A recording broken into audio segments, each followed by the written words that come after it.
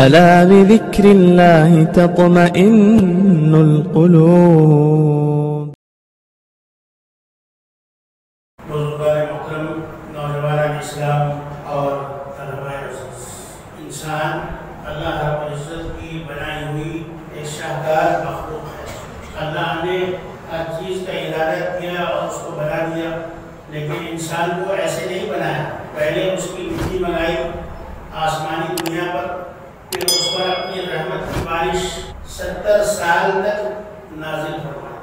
70 سال تک اس مٹی کو اپنی رحمتوں کی بارش سے گارا بنا دیا. بعض روایت میں آتا ہے کہ 70,000 سال تک اس پر بارش ہوتی ہے، اور پھر اس مٹی کو اللہ نے اپنے دست قدرت سے ملایا. جیسے کمہار برتن بنانے کے لیے مٹی کو ملا کر حلوے سے زیادہ نائس کر دیتا ہے، اللہ نے اپنے دست قدرت سے اس مٹی کو آپس میں ملایا، اور پھر اپنے دونوں ہاتھوں سے انسان کو یعنی حضرت آدم کو بنایا. ساری مخلوق کو ایک ہاتھ سے بنایا، لیکن آدم کو اور بنی آدم کو دونوں ہاتھوں سے بنایا، یعنی پوری توجہ سے بنایا، اور پھر اس پر اپنے جلال اور اپنے جمال کی بارش نازل فرمائی. 70 سال تک اس پر بارش ہوتی رہی، یہاں تک کہ وہ مٹی پک گئی. اور وہ کیسی پکی تھی یہ تو اللہ جانتے ہیں. تب اللہ نے فرشتوں کو حکم دیا کہ آؤ میری بنائی ہوئی مخلوق آدم کو دیکھو کیسا بنایا. فرشتے آ رہے تھے اور ایسی صورت کبھی فرشتوں نے دیکھی نہیں تھی جیسی انسان کی صورت ہوتی ہے. وہ فرشتے اشش کر رہے تھے اور کہہ رہے تھے اے رب العالمین، یہ آپ ہی کا حق ہے اور آپ ہی کی قدرت ہے کہ آپ نے آدم کو اتنا خوبصورت بنایا. لیکن جب عزازیل کو معلوم ہوا، جس کو آپ ابلیس کہتے ہیں، وہ اس وقت نور کے منبر پر بیٹھ کر فرشتوں کو واضح نصیحت کیا کرتا تھا. اتنی عبادت اللہ کی اس نے کی کہ اللہ نے اس کو فرشتوں کا واعظ بنا دیا. وہ بھی اس کو دیکھنے کے لیے آیا، اور اس نے جیسے دنیا میں ہم مٹی کا برتن خریدتے ہوئے ایسے آواز دیتے ہیں تو اس میں سے ٹن ٹن کی آواز آتی ہے. عزازیل نے اس آدم کے پتلے پر اپنا ایسا ہاتھ مارا اور دیکھا کہ اس میں سے آواز آ رہی ہے ٹن ٹن.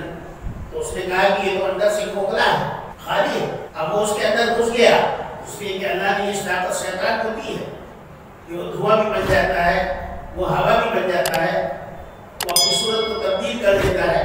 اور جب باہر آیا اس نے کہا کہ میں نے اچھی طرح سے دیکھ لیا ہے آدم کو، اس کو بہکانا بہت آسان ہے، اس کو بہکانا اور اس کو راہ راست سے بھٹکانا بہت آسان ہے. اور قرآن کریم میں ہم جو سورت ہر رکعت میں پڑھتے ہیں 5 نمازوں کی یا نفل نمازوں کی، سب سے پہلی سورت سورت الفاتحہ ہے، جس میں اللہ نے فرمایا غیر المغضوب علیہم ولا الضالین. کیا فرمایا؟ اہدنا الصراط المستقیم. اللہ نے دعا سکھائی ہر مومن ہر مسلمان کو، اے اللہ مجھے سیدھا راستہ عطا فرما، اس پر چلنے کی توفیق عطا فرما.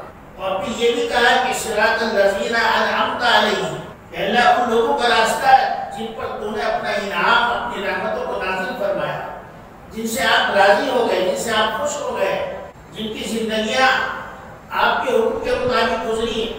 ایسے لوگوں کے راستے عطا فرما اور ایسے لوگوں کی نعمتوں میں ہمارا بھی حصہ عطا فرما. اور پھر فرمایا غیر المغضوب علیہم، اس بھٹکے ہوئے راستے پر نہ چلا کہ جو لوگ گمراہ ہو گئے، آپ کو جانتے ہیں، پہچانتے ہیں، اس کے باوجود آپ کی عبادت نہیں کرتے، آپ کی نافرمانی کرتے ہیں.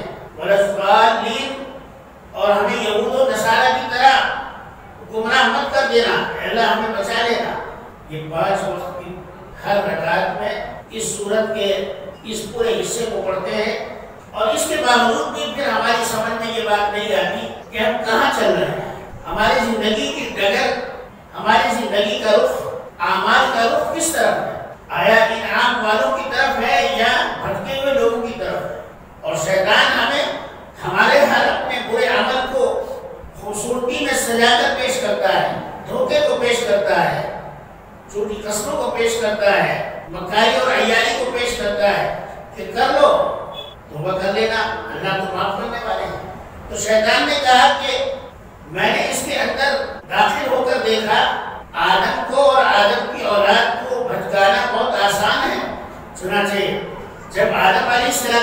کائنات کے جسم مبارک میں اللہ نے روح ڈالی. یسألونک عن الروح قل الروح من امر ربی.